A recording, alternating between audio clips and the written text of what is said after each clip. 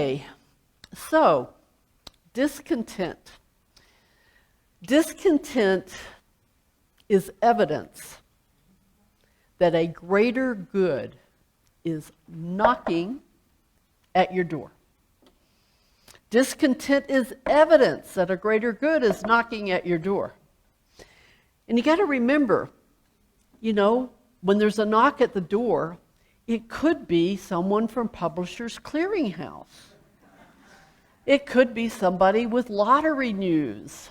And so you want to make sure you answer the door, right? And you're not going to slam the door in their face.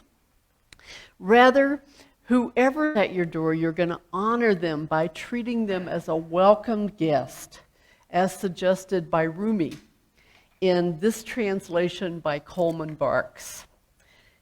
A lot of you know this one, but I never tire of it, so I hope you don't. It's entitled The Guest House. This being human is a guest house. Every morning, a new arrival. A joy, a depression, a meanness. Some momentary awareness comes as an unexpected visitor. Welcome and entertain them all.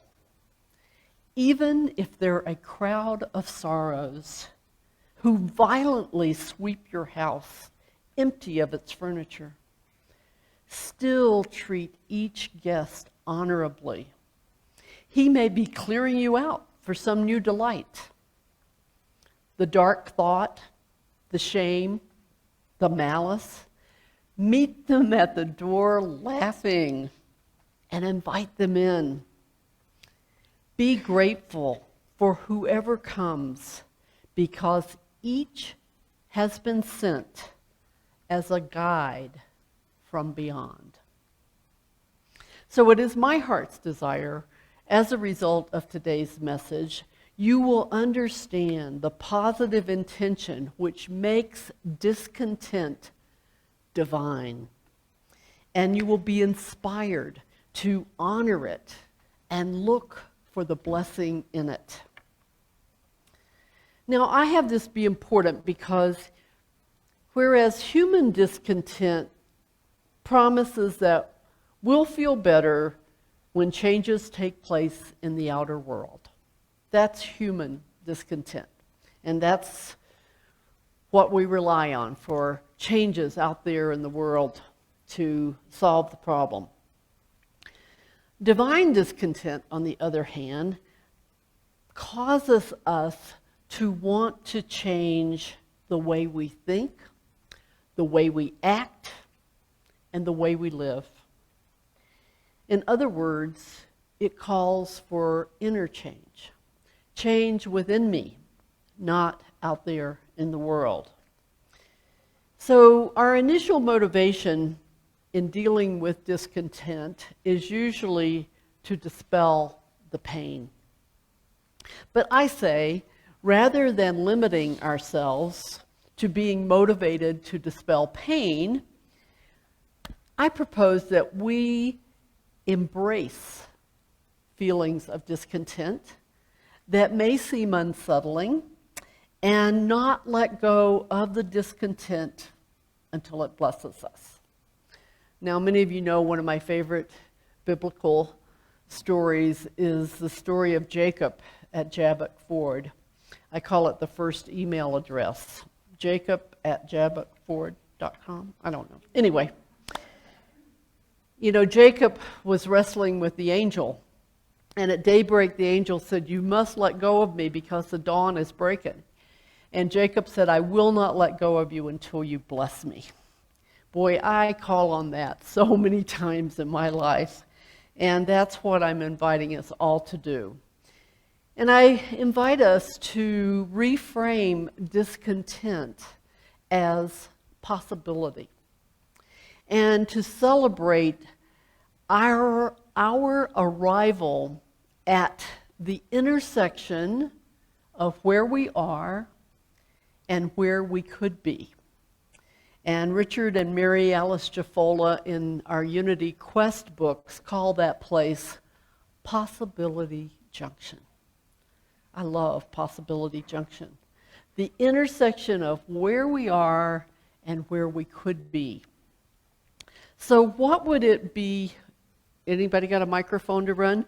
What would be in it for you if you reframed discontent as possibility?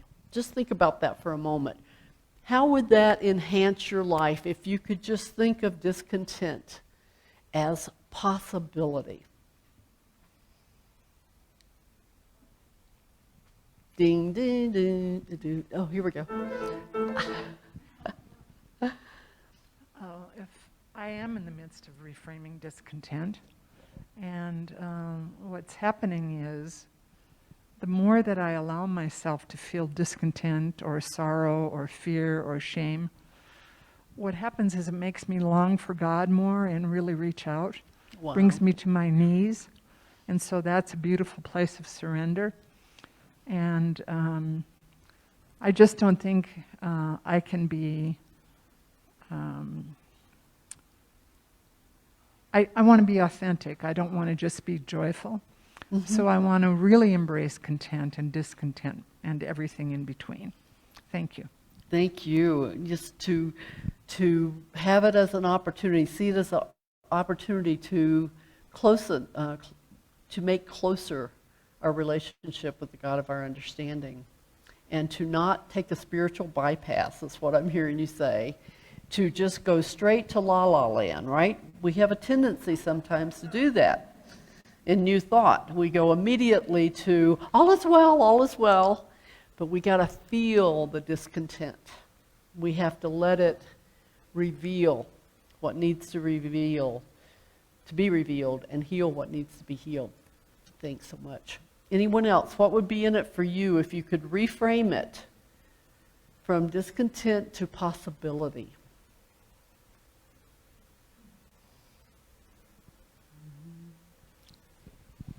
Jerry. It makes my life easier to just release and let it happen with responsibility. All right. So makes your life easier. And yeah, that opportunity to surrender it. I call it putting it on the don't know altar. Like, I don't have a clue how this is going to turn out, but I trust. And I'm not going to let go of it until it blesses me. Thanks. All right. So sometimes our heart's desire gets our attention by showing up as discontent. Because discontent is a deep inner restlessness.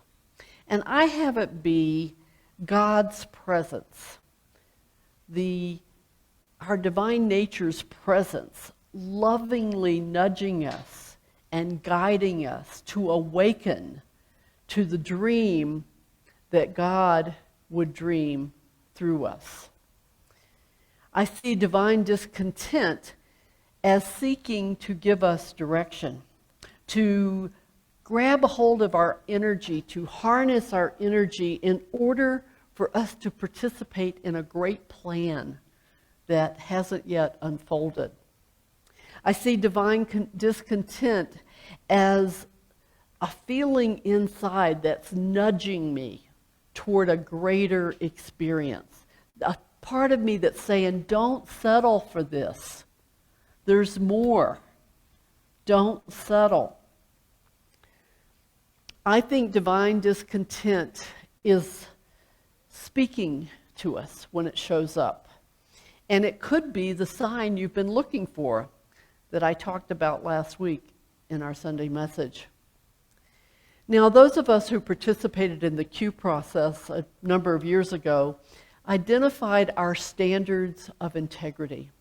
And one of the wonderful things, I keep mine posted all the time, because our standards of integrity are who we came here to be, not necessarily how we're showing up, right? So those of us who really understand standards of integrity have learned to recognize that when we are out of integrity, with our standards of integrity, when we're out of alignment with them, then we are not feeling content.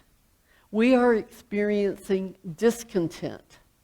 And if we can recognize that, then that can be the red flag. That can be the alert. That can be the notice that says, hey, I need to realign myself with my standards of integrity. I need to show up to be who I came here to be, not who I just showed up as. Okay? The Talmud says, every blade of grass has its angel that bends over it and whispers, grow, grow. I love that. So is there an angel bending over you, calling you to be all you can be, calling you to go for it, calling you to grow for it? So chances are there's a part of you that is discontent with how things are. And that same part of you that longs for you and me to be all we can be. And it's so important for us to take the time to be with that discontent, to be with it, to be present to it, to honor it, so that it can reveal our heart's desire, so it can reveal what we want instead. You know, the word desire is sacred in its essence. It comes from the Latin meaning of the Father, desire. In other words, it springs forth from the divine, our divine nature, our God self, the God of our understanding. And it's important that we listen to its still small voice, because it is calling us higher. It's knocking on the door. It's calling us up higher to be all we can be. It's evidence of a yearning that longs to be fulfilled. So divine discontent can motivate which path we choose at Possibility Junction. Are we going to just stay stuck at the intersection and stay stuck where we are? Or are we going to take whichever turn is indicated to be all we can be? Discontent can motivate us beyond the desire to dispel pain. It can move us from where we are at that intersection to where we could be.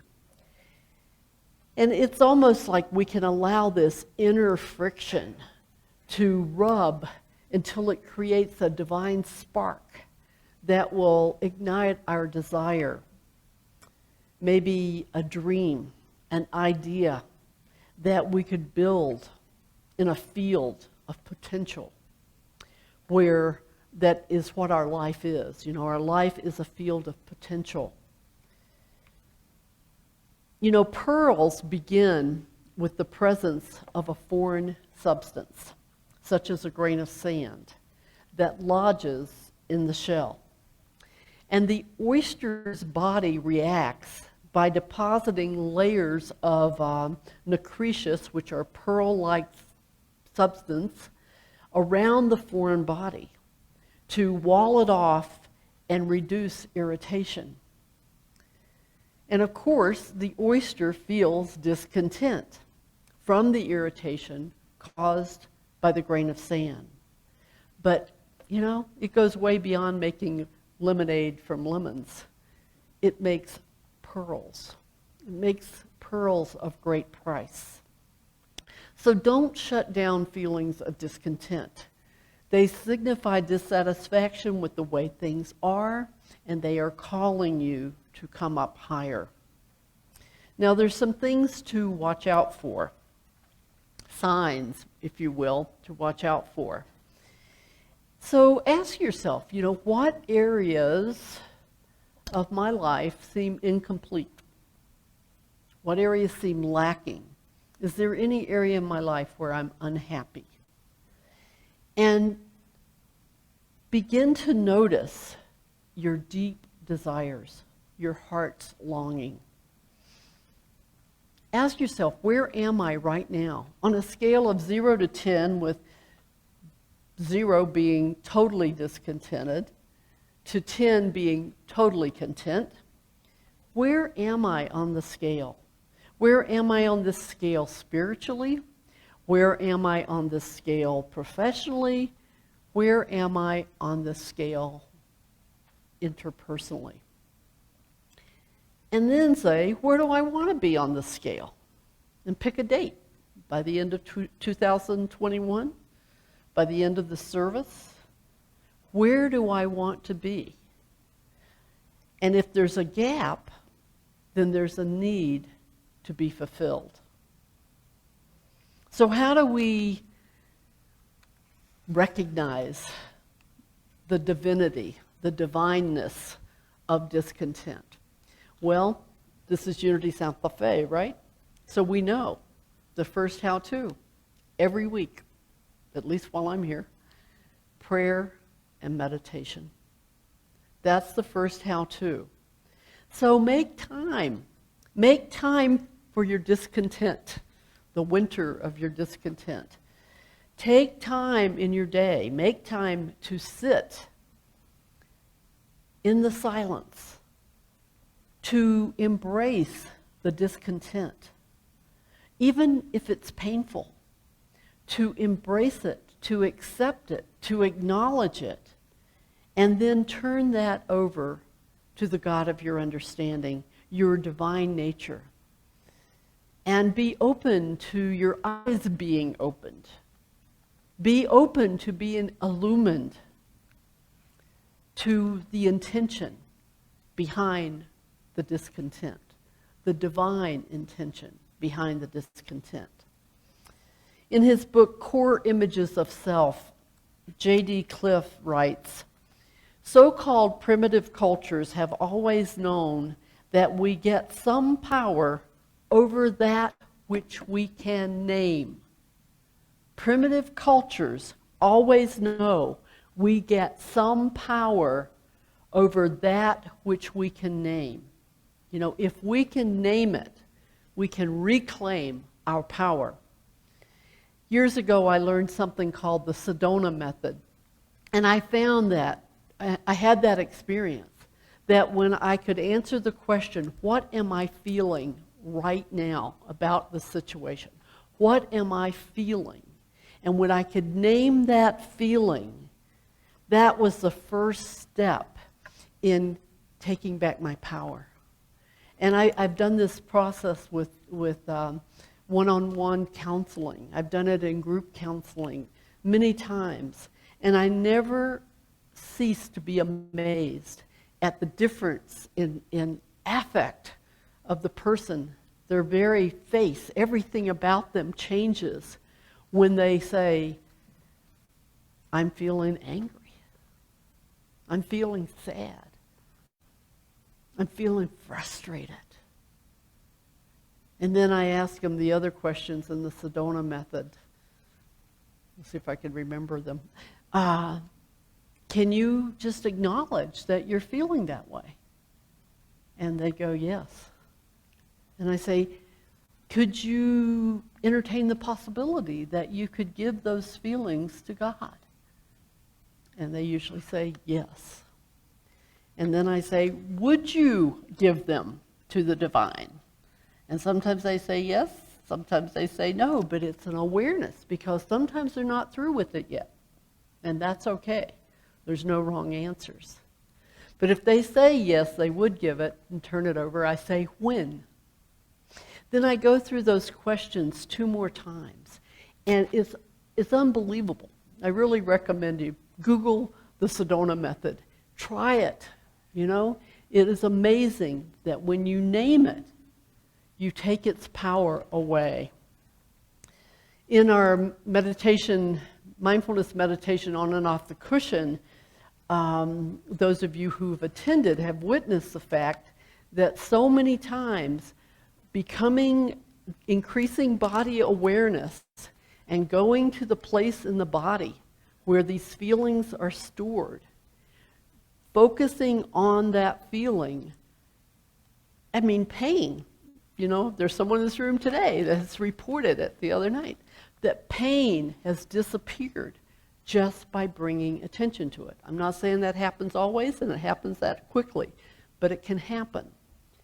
Something happens when we call our discontent by name. So when you're aware of discontent, honor it and allow it to transform from human discontent to divine discontent. Honor it by naming it, noticing, acknowledging it, and being willing to let it go. Honor your discontent and allow it to reveal the desire that it's representing. Honor the desire then and put feet on it by taking one step at a time to fulfill the longing of your heart. And remember, for every feeling of discontent, there is a positive intention. And your job, my job, is to consciously know what that positive intention is, and then determine what's mine to do to satisfy this content, to turn it from a grain of sand to a pearl of great price. So in closing, Rumi's last words in that poem, be grateful for whoever comes, because each has been sent as a guide from beyond. Your call to action today is to understand the positive intention that makes discontent divine, and to honor it and count it as a blessing. And let's begin doing so right now in a sacred time of shared prayer.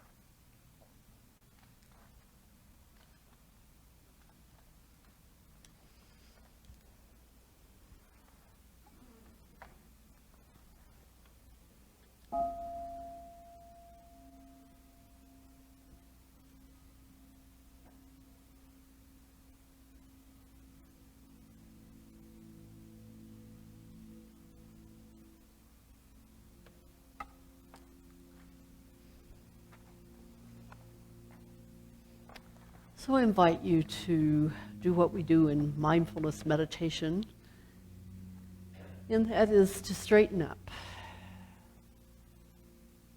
to relax the shoulders and the jaw,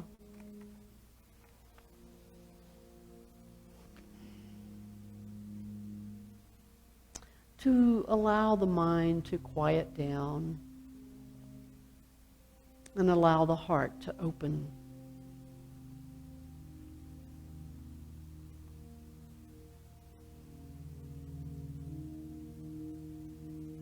And now bring to mind something that is causing you to feel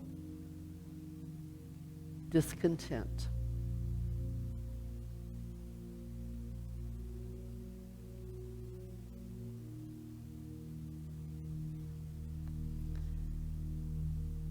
Acknowledge the presence of the divine in the midst of that discontent.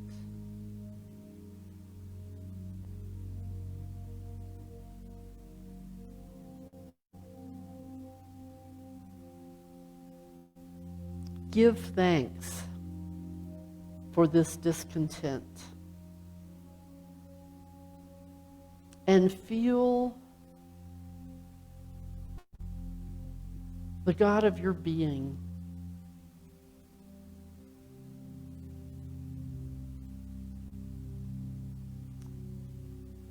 feel the presence of the God of your being and tell it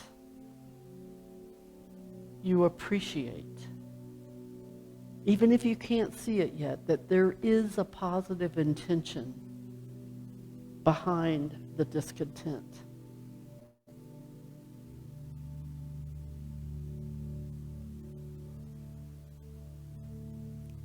Tell it that you know that it is in fact divine discontent.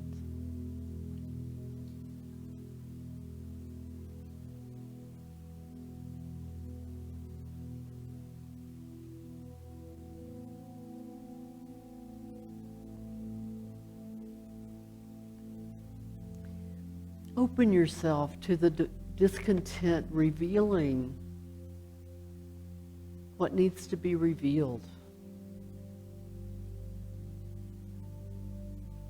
Healing what needs to be healed. Revealing what steps are yours to take to transform it from human discontent to divine discontent.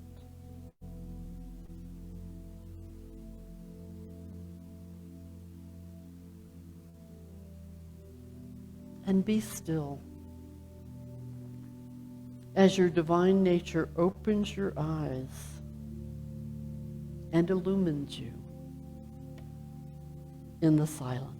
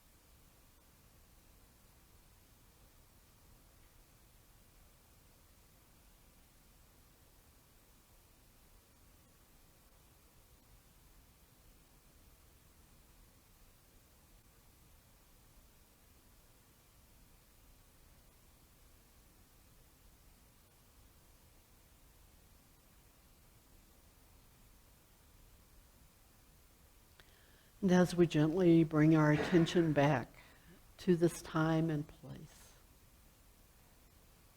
I invite you to take any knowing, take any don't knowing, and put it on the don't know altar.